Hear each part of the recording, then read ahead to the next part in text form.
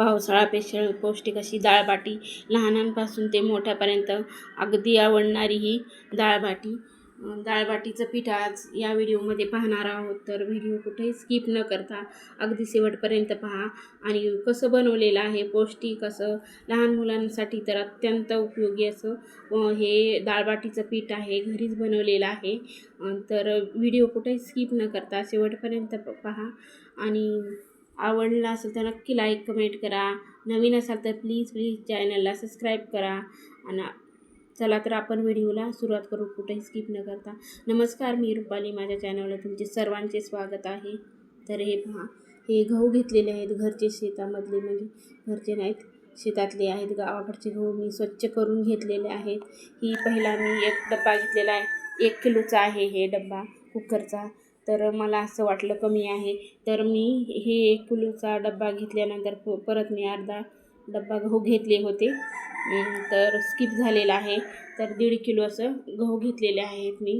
हे पहा, असे स्वच्छ करून घेतलेले आहेत. आणि याच हे पहा, अर्धा डब्बा टाकून घेतलेला आहे, ते व्हिडिओ घ्यायचा राहिलेला आहे. तर हे 1.5 किलो गहू झाले. नंतर आपल्याला पावशेरच्या प्रमाणात हे आपली जे भाकरी बनवतो आपण मका, ते पावशेर घ्यायची आहे.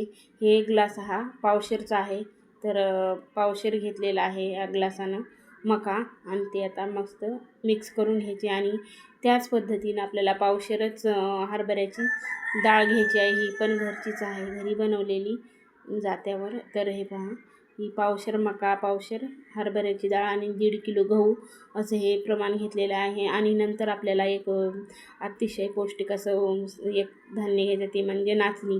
तर लहान मुलांसाठी अतिशय पौष्टिक अशी ही नाचणी असते. तुम्ही पावशेर टाकू शकता, तर मी फक्त अर्धा पाव टाकलेला आहे, अर्धा ग्लास टाकलेला आहे. पावशेर पण टाकू शकता नाही, किंवा अर्धा किलो पण टाकू शकता. तर हे पूर्ण असं छान असं मिक्स करून घ्यायचं. आणि आपल्याला दळून आणायचं आहे चक्कीवरून, आणि जाडसर असं दळून आणायचं आहे. आणि खूपच आपण नेहमीप्रमाणे बनवतो ना गव्हाच्या पिठाची आणि रव्याची, त्यापेक्षा ही अतिशय अप्रतिम अशी खूपच भारी लागते ही बाटी. तर हे पहा, दळून आणलेलं आहे जाडसर. हे पूर्ण हे 2 किलो पीठ भरलेलं आहे. आपलं सहज आपलं हे पीठ आहे ना 1 महिना टिकू शकतं. जेव्हा आपल्याला बनवायची, जेव्हा खायची इच्छा झाली तेव्हा बनवू शकतो. तर हे आणलेलं आहे. आता एका डब्यामध्ये भरून ठेवते आणि लगेच मी पण बनवून पाहिलेली आहे याच पिठाची बाटी. आणि बाकीचं पीठ आहे ते मी गावाकडे घेऊन गेले होते. बहिणीच्या मुलीला आवडती कशी बनवायची तिने विचारलेली, तर तिला घेऊन गेले होते बहिणीकडं. आणि थोड्याशा पिठाच्या मी घरी बनवलेल्या आहेत. हे पहा, खूप छान झाल्या होत्या, अप्रतिम, एकदम भारी. नेहमीप्रमाणे बनवते त्यापेक्षा भारी झाल्या होत्या. आणि कारण मी पूर्ण व्हिडिओ टाकलेला नाही, अगोदरच आपल्या चॅनलवर आहे डाळबाटीचा व्हिडिओ. वरून क्रिस्पी आणि आतून सॉफ्ट अशा डाळबाटी झाल्या होत्या, खूप छान झाल्या होत्या, खूपच आवडल्या सर्वांनाच. मग कसा वाटला व्हिडिओ? आवडला असेल तर नक्की लाईक करा, कमेंट करा. भेटू आता नंतर पुढच्या व्हिडिओमध्ये. बाय.